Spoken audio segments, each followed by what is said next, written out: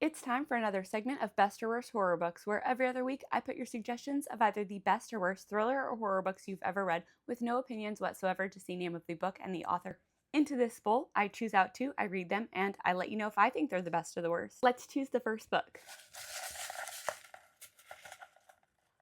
And it is... A House at the Bottom of the Lake by Josh Malerman. I love Josh Malerman. I am stoked. Okay, I got it from my library using the Libby app. It's only 174 pages, so I'm just going to blow right through this. A House at the Bottom of a Lake by Josh Malerman is a novella following James and Amelia, who are both 17. James musters up the courage to ask Amelia on a first date canoeing at a lake. The date starts off normal, but then the pair discovers access to another lake via a small tunnel, where they discover a fully furnished house submerged in the water. As their obsessive fascination with this house grows, so does their relationship. I finished A House at the Bottom of a Lake by Josh Malerman. I decided just to read this all in one go because it was quite short and I just flew through it in under an hour.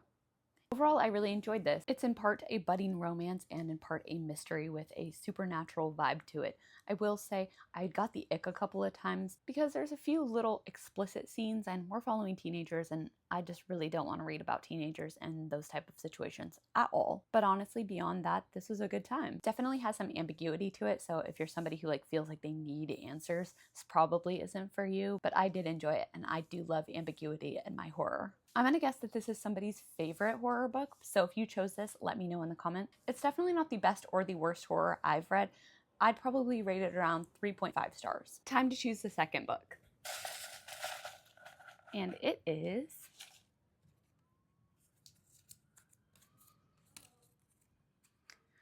The Remaking by Clay McLeod Chapman. And I love Clay McLeod Chapman, and I own this book, so I'm even more stoked. I actually got this copy at my book retreat, Killer Reader Weekend, which just happened in May. It was an amazing time, but we did a book swap on the last day of the retreat, and this is one that I walked away with.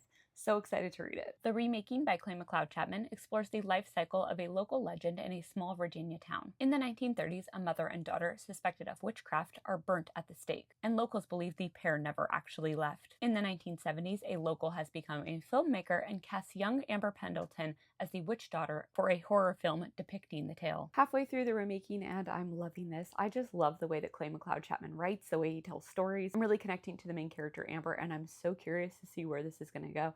I kind of feel like it's a little bit predictable in a sense, but I really truly have no idea how it's going to end. So I'm going to dive right back in. This story is told in multiple timelines and multiple parts, and we follow Amber throughout her life with her experience of playing this suspected witch named Jessica, and the way the film and the legend itself has haunted her ever since the role. I finished the Remaking and I really loved this. I really enjoyed watching the main character Amber's life just get totally out of control based on a singular choice that she made as a child to star in this movie. I just really enjoyed following her character and how she evolved as a person and how she didn't evolve as a person, how she's kind of stuck in this rut of being this character and can't escape it. I could just feel how that would be super overwhelming, and I felt overwhelmed right along with her. I will say I did feel like the story got a little bit repetitive at times. Side note, there was this common mistake that is used all the time that was used in this book 3 or 4 times, and that's "I could care less," when really they mean "I couldn't care less." But this is a good time following Amber across many years. I liked the kind of mixed media format that was introduced. We have the filmmaking itself, we have a podcast element, and I really enjoyed those elements being woven into the story. So this is a supernatural, paranormal first film story.